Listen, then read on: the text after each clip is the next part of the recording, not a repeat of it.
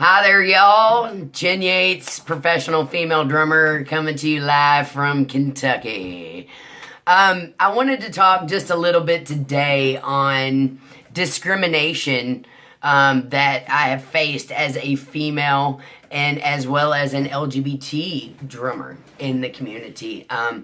I thought long and hard about this topic, and I came to realize that I myself have faced discrimination the majority of my career. Now, I did not pursue drumming full time until I was 30 years old, but I have been playing since a very young age, since a child.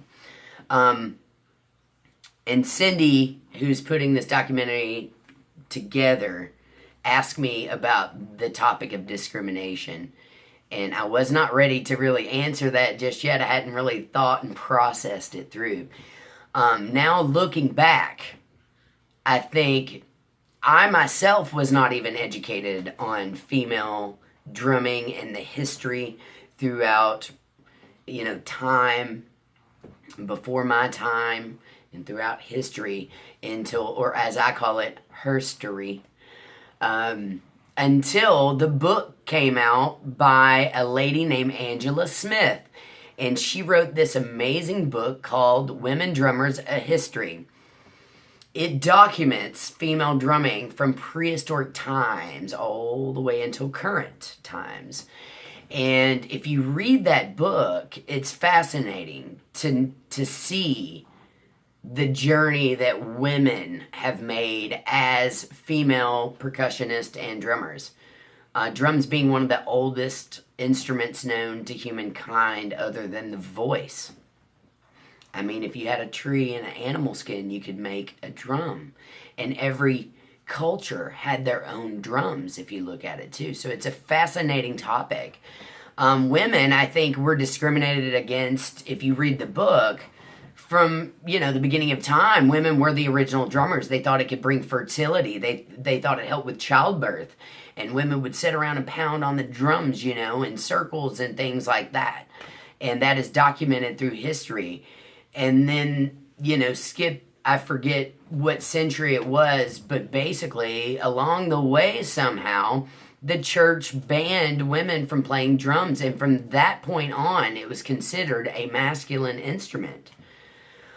So in that way, through history, we've been discriminated against. And I myself have, found myself at jams where like the house kit was mine and I was the main drummer and I was on break and I'd go back up to grab my sticks and some other dude would run in and try to grab the sticks. And he's like, "Oh, you're not the drummer. Surely you're not drumming, are you?" And I'm like, "Well, that's my kit back there and I'm the house drummer." And then I'd have to sit down and prove myself, Slight discrimination.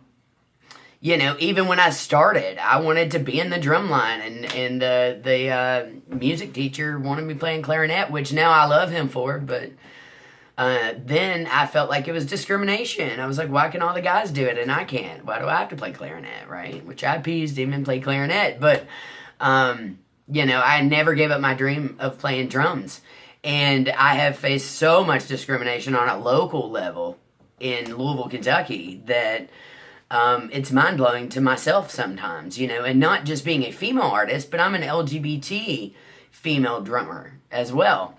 So it's like discrimination on top of discrimination, I feel like sometimes. We have to fight twice as hard, and I feel like it's made me a fighter. It has, because I get fired up, when someone says to me, "Oh, you can't do that. You're not strong enough, or you're not built like a man." And I have never understood that. So I never listened to any of them. Thank goodness I never listened to anybody. And just kept pursuing my dream along with all these, awesome females that had my back. Behind every successful female is a successful tribe of other successful females who have their back. That's what I love about this documentary. All these women sticking together, the Drummer Girls United group. All the girls sticking together, because when we stick together, we can move mountains. You know what I mean? We really can. And I love the internet because it shows me that, hey, look at all these female drummers. They're everywhere. They're in Japan. They're in China. They're in, all across the world, right? Central America, everywhere we are, you know, and drums are in every culture, and there's nothing more therapeutic and nothing more healing than the drum itself and music in general. Music, I feel like, is the healing force of the universe if we just learn how to channel it. And rhythm is right there in the forefront, because you cannot have melody without rhythm. Think about it. So yes, I faced lots of discrimination, and not just me, but all my ancestors behind me, my sheroes, I call them. You know, I call it herstory. It's not history anymore, it's herstory. It's all about the girls and the drumming and the female. We are so on point today, and it's because we are sticking together. And we're fighting and breaking those glass ceilings for discrimination. And I'm right there in the forefront with my sisters doing the same thing, and have been since the 80s, you know. So I encourage everybody out there to keep fighting, right? And keep practicing. And lock yourself in a drum room like this and read through music and you know, play in every band you can, and take gigs that scare the crap out of you, because that's what I had to do, you know. And then eventually one day something magical will happen. You'll be like, oh, I'm on a book cover. Oh, hey, I'm in a documentary, right? On women drummers. The coolest group of chicks ever. Anyway, I have a lot to say on that topic, but I'm going to finish it on that. I am Jyn Yates, professional female drummer in Kentucky, and I hope you have a wonderful day. Thank you for including me on this. It means a lot to me.